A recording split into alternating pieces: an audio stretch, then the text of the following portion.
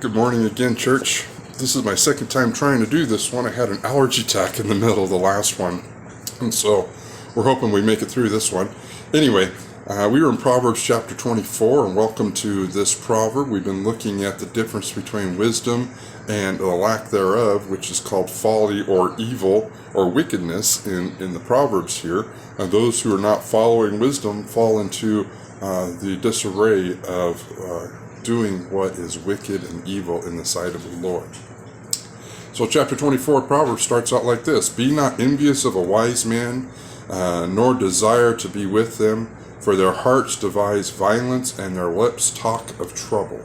So here starts right off. Don't be envious of those who are evil. Don't try to follow evil, but instead follow wisdom. And this is what wisdom does. But by wisdom, a house is built, and by understanding it is established. By knowledge, the rooms are filled with all precious and pleasant riches.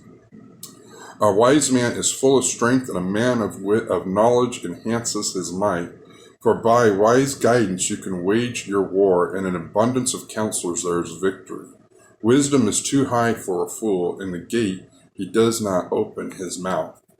So here we see right off the difference between evil men and those who are wise. The wise build a strong house. They're established. Their rooms are filled with good things. They have strength to overcome in adversity, and they have an abundance of counselors to overcome through victory. And so it's very important, as we see here and throughout the scriptures, that we have good people around us, biblical people who are going to teach us and give us biblical guidance, because we have many voices in our head, and many people are doing things that are telling us things that sound good at the time, but often they mangle and destroy our lives instead of following the counsel of the wise who are wise in the word. And so here we need to have those kind of counselors around us. It says, whoever plans to do evil will be called a schemer. The devices of folly is sin, and the scoffer is an abomination to mankind. So here again, we need to be sure that we are not planning to do that which is evil. Don't scheme and think, how can I get away with something? Instead, do what is right in the sight of God and of others. It says, if you faint in the day of adversity, your strength is small. Adversity comes in many forms, and if we can't overcome it, then we are not very strong. Now, that doesn't mean we're not going to fall during that time. We're not going to struggle during that time. We're not going to have loss during that time. But what's going to happen right after that? Are we going to stay down? Are we going to stay knocked down? Or are we going to stand back up and continue forward, because the Lord is our strength and our rock? It says, because rescue those who have been taken away to death, hold back those who are stumbling to the slaughter. If you say, behold, we did not know this, does not he who weighs the heart perceive it? Does not he who keeps watch over your soul know it?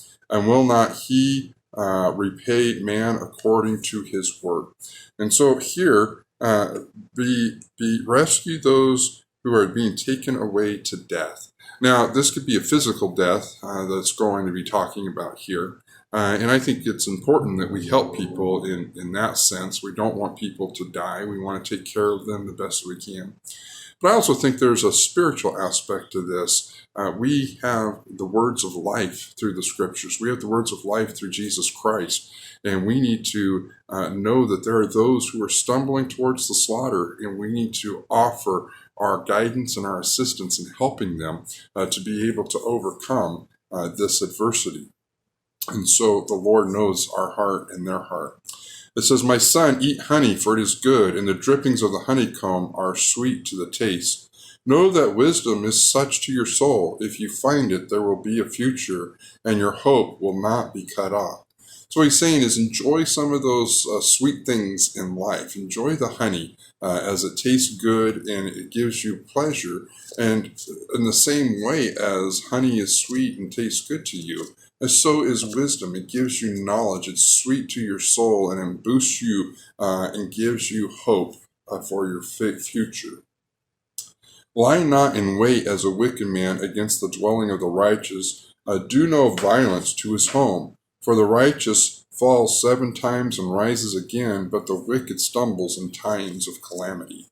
So here, don't be lying in wait. Don't be scheming. Don't be devising violence and trouble. These are some of the aspects that we've been seeing here in this chapter of Proverbs.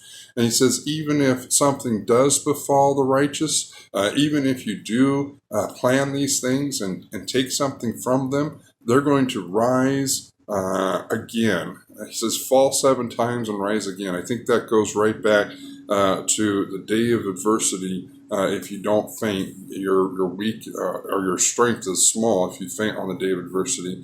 Here, the righteous, they may fall over and over again, but they'll rise over and over again. But the wicked stumble in times of calamity.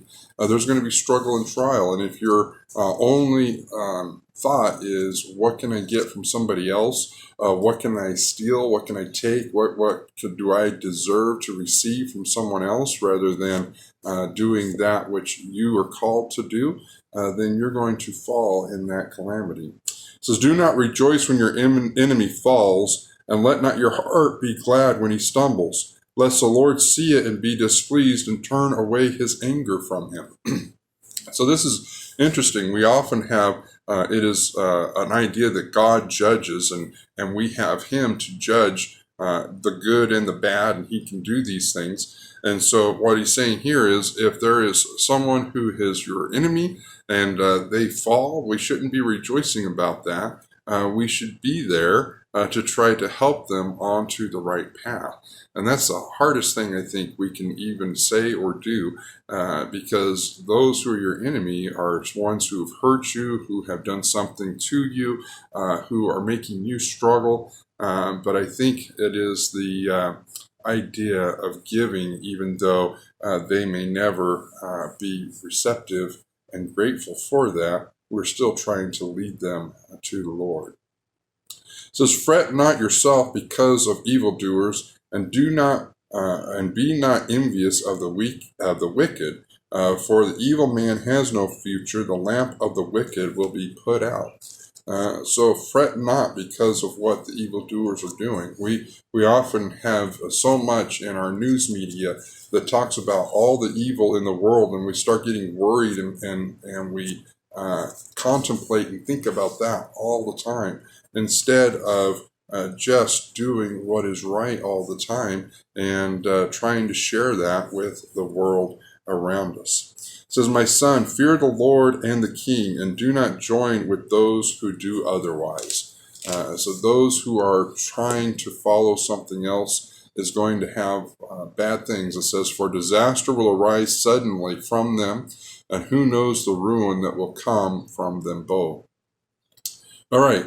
Partiality in judging is not good. Whoever says to the wicked, you are in the right, will be cursed by peoples and abhorred by nations. But those who rebuke the wicked will have delight, and a good blessing will come upon him. Whoever gives an honest answer kisses the lips. And so here, what we see is we need to be sure that justice is good and right for all people. And sometimes in our world today, that's not the way it is. So we have different measures for different economic groups, it seems like, maybe different races. We have some of that going on as well.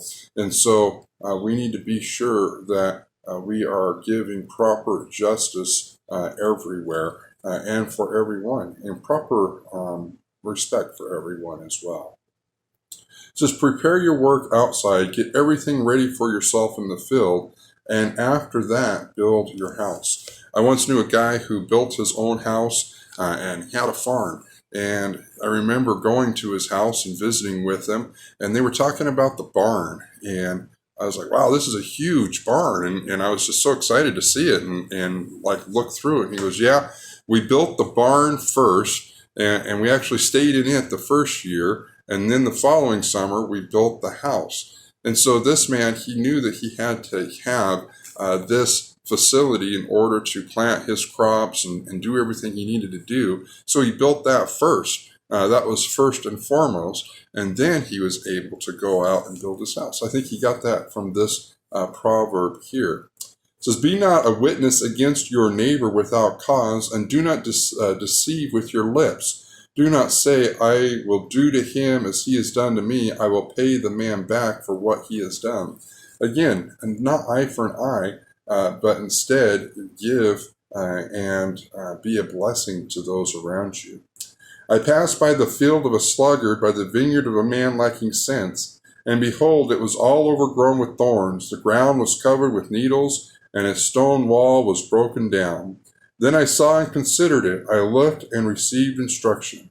A little sleep and a little slumber, a little folding of the hands to rest, and poverty will come upon you like a robber, and want like an armed man.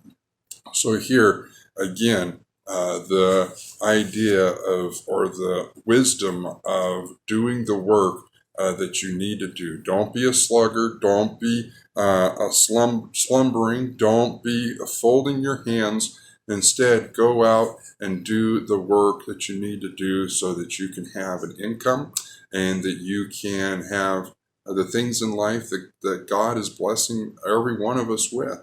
But he wants us to do the work. We've always been given a work. From the very beginning, we were placed in the garden to tend the garden, to take care of it, and we're still taking care of it today.